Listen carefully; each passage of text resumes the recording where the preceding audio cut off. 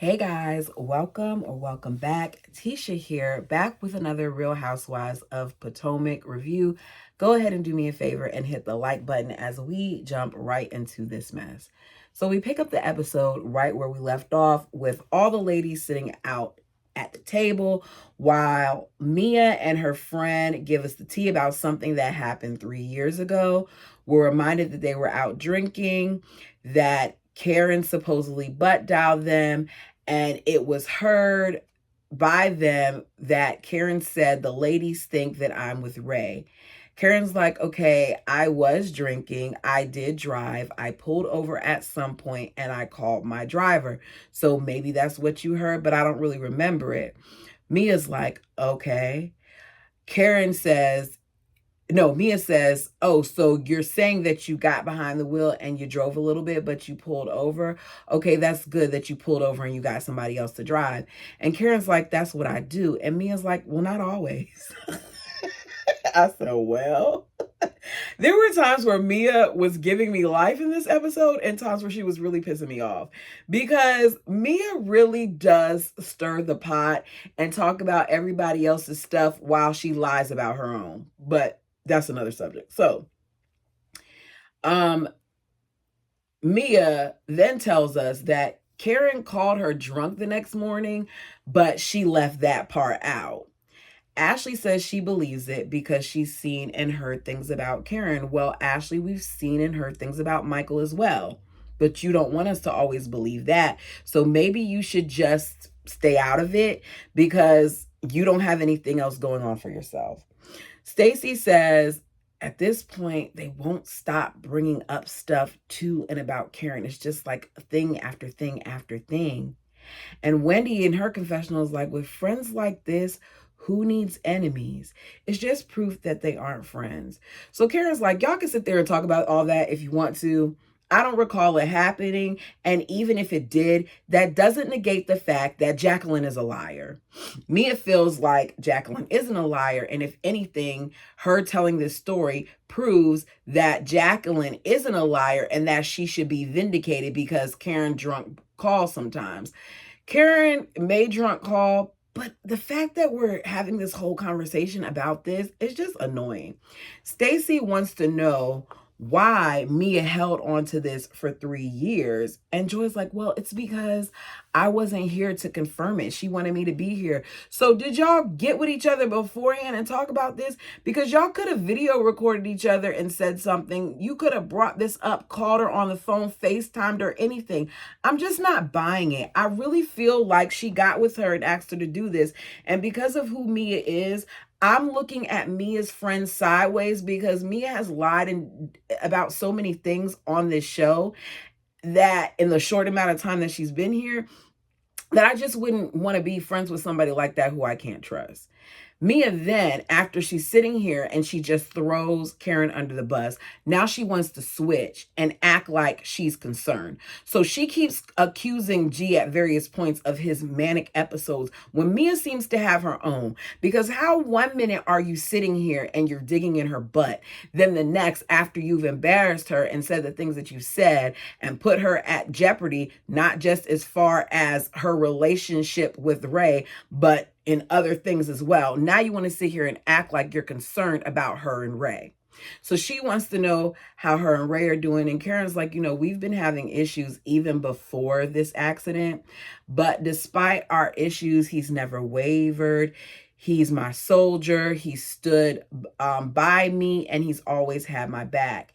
In my opinion, that is what a healthy marriage consists of. It should be that you stand beside and behind each other when needed to, like when the roles require it. But I also feel like it's important that you call your partner out on their mess if there is mess. So I hope that they've had certain discussions with one another off camera. Kiana thinks that a lot of what's going on with Karen is due to her grief.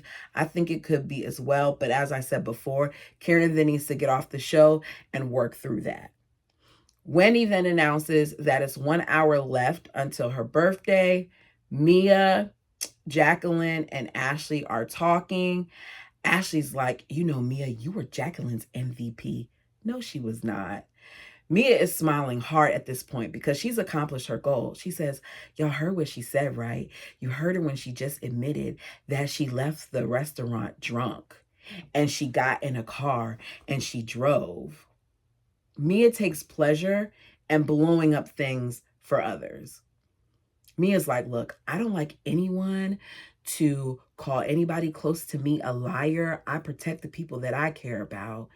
So it's okay for you to call Jacqueline a liar, but Karen can't. Got it. She knew Karen would be upset about this. She knew that this would be messy. She knew it would be a problem. So we're sitting here acting like Jacqueline needs to be protected when Jacqueline doesn't need to be protected. Jacqueline can say what she wants to say. Just like Mia throughout this episode said some things that would have got her bopped in the head if I was there. I'm just saying. Mia says Karen is probably texting bloggers right now to see what dirt they have. Meaning, Jacqueline, she's going to come after you some more. And I'm not sure if she did or she didn't, but she clearly has some information about Jacqueline from somewhere. And I personally think that it might be Mia, because Mia did not seem surprised later on when Karen was talking about them 25 counts. So we see Stacy. She's on FaceTime with TJ. She tells him that everybody's been asking about him and they want to know more about him. And he's like, like I told you, I want you to share. I want you to be open. I hear them talking and it just sounds like two really good friends, which a healthy relationship, in my opinion, should start like that. But I just don't know what to make of their situation. Wendy comes in and Wendy's like, it's nice to meet you. Jazzy comes in too, says, thank you for taking care of my friend. Wendy says they're giving Vacation Bible School, like Virgins at Vacation Bible School vibes. It's I love you and I love you and I love you. Jazzy tells them, thank you for treating our girl right. That's the end of that. It's close to midnight and the folks are waiting around to say happy birthday to Wendy. They are sitting around on their phones looking bored. It's not giving celebratory to me.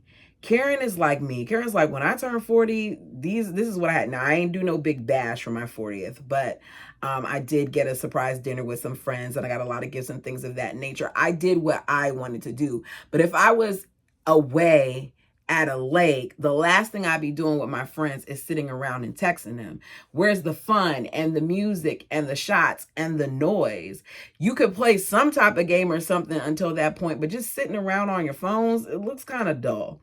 Wendy lets everyone know that normally, because Ashley's like, give a speech or whatever. So she's like, normally I would be out of the country. I'm normally out of the country every year for my birthday, and this year is different. She's like, it's one of my greatest birthdays ever. I don't feel like this would be a great birthday, but she later on puts it in perspective and she says that she appreciates everybody staying up for her.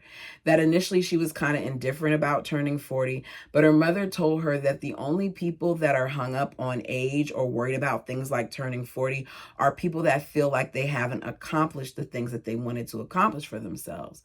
So Wendy says she thought about it and she decided that basically she's going to be happy about it and joyful about it because she is where she wanted to be. She's accomplished a lot at her young age of 40. She has multiple degrees and a beautiful husband and 3 kids, and she was able to marry her soulmate. She has this show. She's been a correspondent on CNN. She's a business owner. She is or was a professor at Johns Hopkins. Like, she's done a lot of things. She's done well for herself. And she's just realized how blessed she is to be at this point in her life. So she's going to take joy in another birthday. And I get it. I am no Wendy by any means. I have not accomplished nearly as much as she has. But I look at people who are my same age, family members, friends who are even younger than me, family members who are younger than me that did not make it to see 40. And because of that, I'm thankful.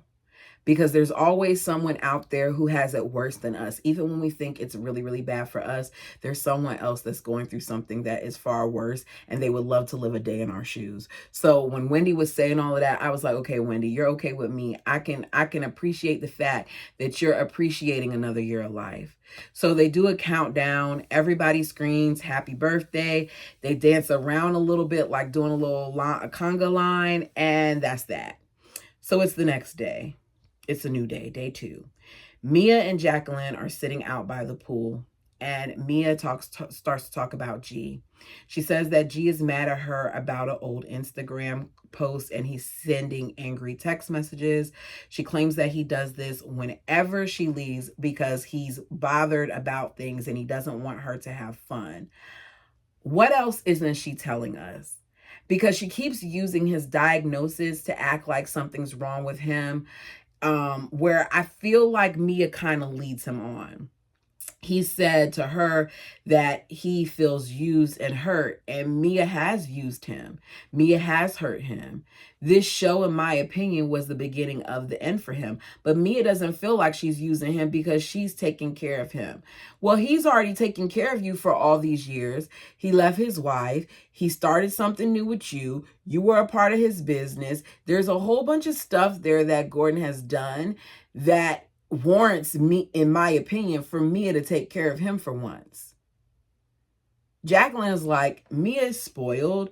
G has waited on her hand and foot, and she needs to cut the umbilical cord, but I don't think she wants to.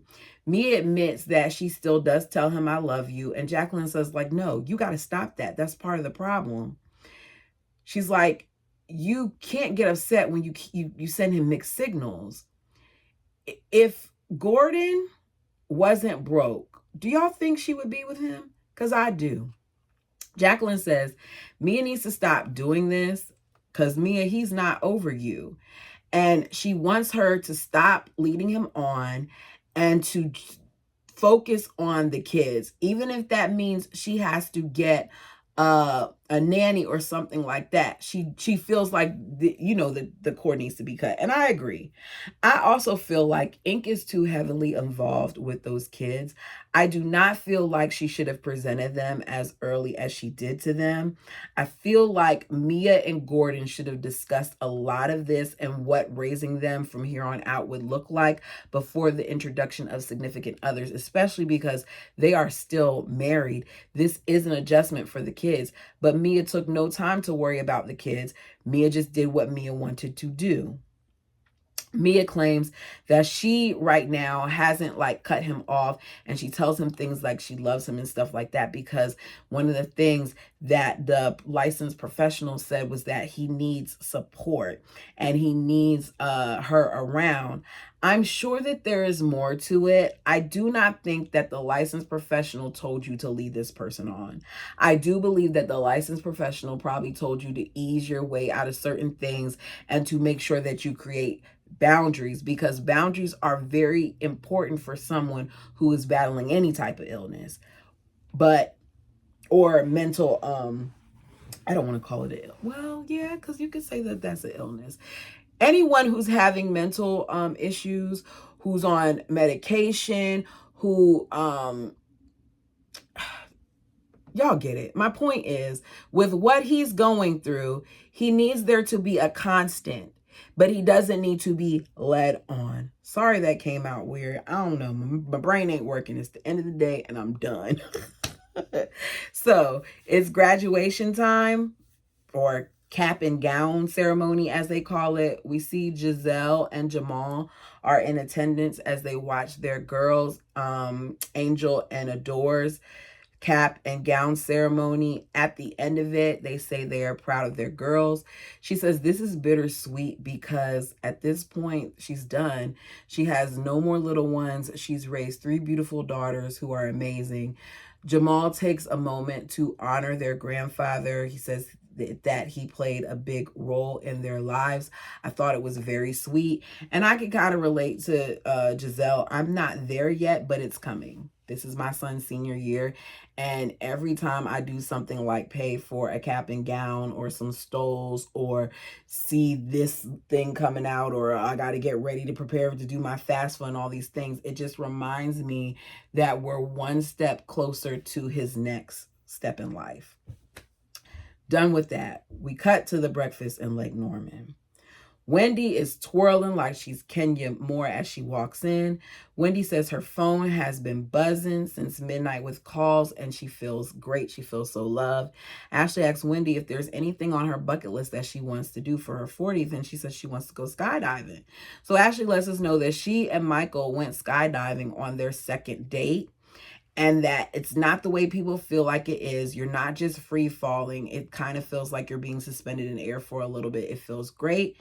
Wendy asks, Mia, what else do you have in store for today? And Mia says, you guys can relax and enjoy the pool.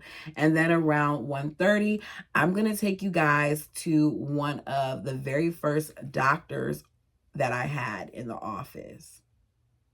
One of the very first offices I opened in Charlotte.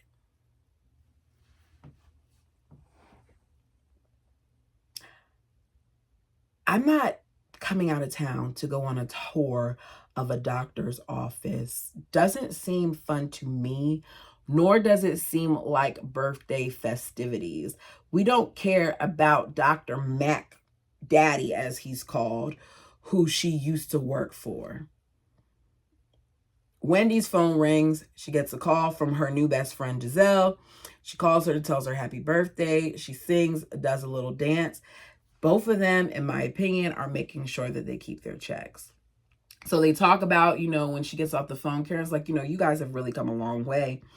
And Wendy's like, yeah, I just want things to be chill and zen, where it's not a whole bunch of unnecessary stuff. Jacqueline's like, yeah, you can't hold grudges. Otherwise, it makes you bitter and nasty and mean. You got to let things go. Mia adds, it makes you become a bitter old itch. Put a B in front of it. I hear what they're saying, but you cannot keep antagonizing Karen and think that Karen is going to be okay with it. You just can't.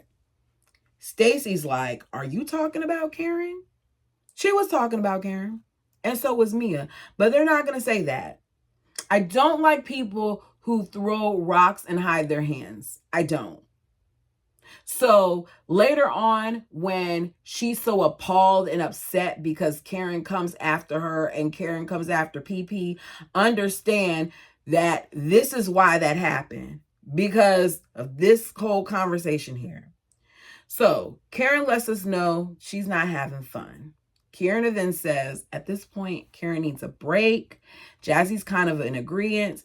She asks Mia what the hell she brought up the situation that happened 3 years ago for. She was like, Karen, I was proud of you because it was really low to me. Mia says, well, this is girlfriend's group. This is girlfriend's boot camp. This is boot camp, girl. This is what happens. Mia, you're not an OG. You're not in a place to me where you should feel like you can boot camp anyone, especially if you don't like when it's done to you. I think it's getting old when the newer girls are treated differently than the older girls. But for whatever reason, Mia thinks that she's like the head be in charge now. Mia says, Karen put me through my boot camp and now I have a flute. So I'm trying to help you get yours. And Karen is like, you the one who needs a flute. I don't need one. In other words, I have a business. I don't need the show for my business. That's what you need. That's what Gordon and you needed because you didn't stay on top very long. Karen is like, your triangle is very interesting.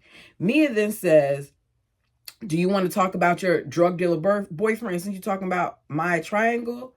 Ashley says, yep, there is a rumor going around.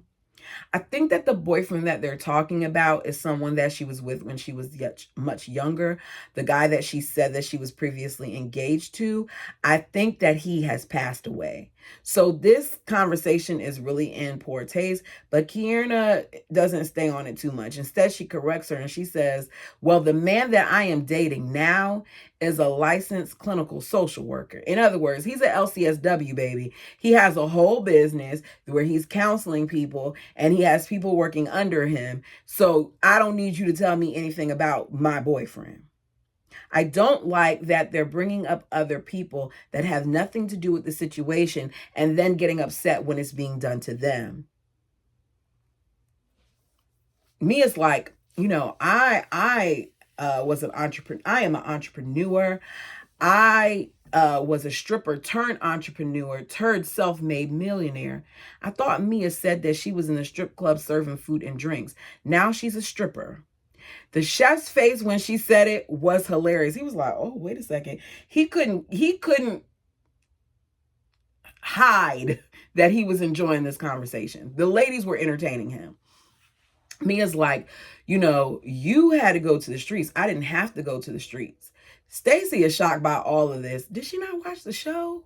The moment with Stacey in the confessional was funny because she's like, well, there is some truth to it because, Mia did say she was a stripper, so she is a stripper. Like, you could tell she's trying to go through it through her head. She talks about how, she knows about the streets, and she's like, well, we know you know about these streets, Kierna, especially, stitches. And she points to her head. End scene. I would not be able to do this show. The way that I am set up is that if you punk me, I have to get you. I do. It's terrible. I've gotten a lot better, y'all. But back in the old days, if you got me, I'm going to get my get back. Mia, you talking about anything that goes on anyone's face should be off limits for you, because despite all the filler and all the work that you've done, it hasn't rectified your situation. And I'm not one to talk about stuff like that because, we all have our different things that we're not proud of or things that make us uncomfortable about ourselves. But Mia picks so much that somebody needs to knock her down a peg or two. She's like, oh, you want to talk about that? Well, Mia, you know about it too, based on what you did to Wendy when you threw the drink in her face. Wendy is in confessional and she says, that was a rough situation. And Mia mocking Kierna about her scar and about the stitches and about what happened is low.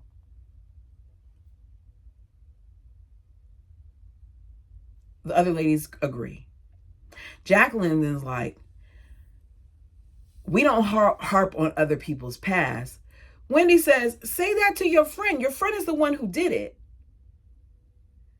Jazzy then tries to de-escalate the situation by saying, look, we've ruined enough birthdays, or y'all have ruined enough birthdays. I've heard the history of the birthdays. Let's try to enjoy this one.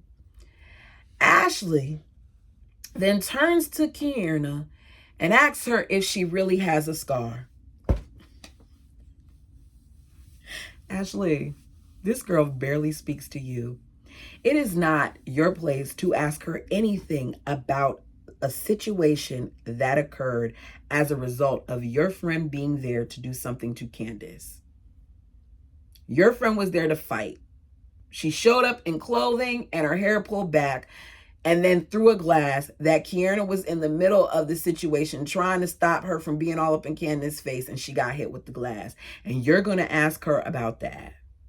Kierna is visibly upset, and she gets up and starts yelling, don't ask me about my scar. Mia sees her getting upset and says, don't dish it if you can't take it, girl. Mia, shut up. Because you really can't take it if people got into you like they should. Ashley says, I just wanted to know, in confessional, it was just an innocent question because she has this skincare line that she's coming up. And I just wanted to see if the skincare line is what, did it, is what got the scar away. Jazzy's like, Ashley, do you wear glasses? And Ashley's like, no. She goes, so how is it that you can't see it? Because you can look and visibly see the scar. Kieran is in another room. Wendy goes to comfort her. Kieran is like, look, Wendy, this was a serious situation that of all people, Ashley should not ask me about. You then see Stacy like, look, because Kieran comes back to the table. She's like, can we just keep this, positive and light this morning? Because all of this is a lot. And it is, because it's first thing in the morning, brunch, and this is what y'all doing. Kieran says, Ashley, when it comes to you cannot ask me anything about this. You cannot ask me about my face. It is off limits to you. Jacqueline then says, how did this situation even come up? Kieran says, are you okay? Like, girl, where have you been? Why do you not realize how this transpired? They say it's because of Mia. Next thing, and Mia's like, yeah. Next thing you know, Karen asks if she could be messy. I guess. Karen says, Jacqueline, are you trying to work it out with Mr. PP? She says, we're working on our co-parenting dynamic. We're doing things. We're communicating. We're doing things for the kids. She was like, okay, so after the 25 convictions he has, did you stand by him? I said, Lord, here we go. Convictions or charges, because there is a difference. Jacqueline tells us in confessional that this was an internal issue within the police department. They weren't public offenses, that it had to do something with some racism, that he's since been transferred and he has a different job within the police department. There's more to the story than that, but it's not, that's just my opinion. Wendy then says, Mia, how are you trying to come from my friend about dating a drug dealer when your friend is involved with somebody who has 25 convictions? Ashley's like, everybody has a past. And then you hear all in unison, so everybody has a past? I said, oh my goodness, these girls. Jacqueline says, why would you bring up his past when he's not even here to defend himself? It's because all of you all go low. And when you're arguing, for some people, there is no, oh no, that's taboo. You shouldn't go there. This is why I don't do the back and forth. I'm not built for it. You look online and you see the Twitter fingers and the Facebook gangsters and the Instagram gangsters and the people who feel like they can just say whatever they want to say out their mouths on the internet, but they won't do that face to face. And then you have those of people who will say the same things that they say on the internet in your face. And you have to understand that that can lead to something else. I don't want to go to the something else because I've been in situations before and I've gotten in trouble because of my attitude. I've worked on it a lot. So I know what works for me. And this whole dynamic, I would have left a long time ago. I would never be able to be a member of this cast. Karen says, I am well respected in this group. And Jacqueline says, well respected with 2 DUIs. Karen is like, I don't have 2 DUIs, you dingbat. Jacqueline gets up, goes to sit around her protector. She sits by Mia, and she says, I'm done with Karen. Mia's like, yeah, I'm sorry. It is a bit much. Jacqueline says, Patrick is always like, I like Karen, she's nice. And Karen says, oh, sure, Patrick talks to you. Next, Ashley is yelling, talking about some, it's okay to talk about people if you don't say their names. It was a vague comment, and Wendy's yelling back. It's a mess. They end up joking at the end, though. It doesn't get, rough between those two. Then Wendy changes it and, it's like, let's do a happy birthday toast and a toast to happiness in the World Wide Web. We see the ladies split off in different groups. Jacqueline, Ashley, and Mia are talking. Karen is over there talking to other people. Karen's like, I don't start stuff, I finish it. She says that some of the things that Jacqueline's saying is defamation of character. Mia then says, look, she's over there talking about him having 25 counts. And Jacqueline's like, it's not 25. She says, but Karen has 8 counts. Then she starts reading everything off. Mia has taken screenshots of all this girl stuff. Mia has them saved in her phone. She was waiting for this moment. Jacqueline says, don't throw glass in glass houses. I said, oh boy. Stacy walks in to talk to them. Jacqueline, Mia, and Ashley. She wants them to kind of ease up because she knows that Karen is hurting. And Mia then starts reading off all the charges and says, this is what you defend. Is this what you want to defend? Is this what you stand for? You're defending this? And Stacy is shocked. Like, she looks legitimately shocked and concerned. She wants to know if this is really a drinking issue. She says, are they bringing it up out of concern, or are they bringing it up to, like, just be messy, basically? Mia says, we want to take her to rehab. We think she needs help. So then Stacy immediately leaves because it's getting too much. She goes to Karen and says, I need to talk to you. She tells them what they said. She says they brought up this, the screenshots with your case. Karen's like, that's fine. It's public info. She says, I'm always going to defend you because I know who you are, but they're telling me not to. Karen says, they're all allegations. I'm not angry that they did it. Yes, you are, Karen. You're mad because I would be upset too. But the court will have its day. She says, they're saying more, Karen. They're saying that you admitted to them that you wanted to go to rehab for alcoholism. And that's how it ends. Y'all, it says to be continued. I don't got Karen admitting to Mia anything, because Mia has proven time and time again that she cannot be trusted and that she will spread everybody's business. If she spread Jacqueline's business, why wouldn't she spread anyone else's? This episode had a lot of parts to it. Sorry that if my review was all over the place. I'll do better next time. Let me know what you thought. Until next time.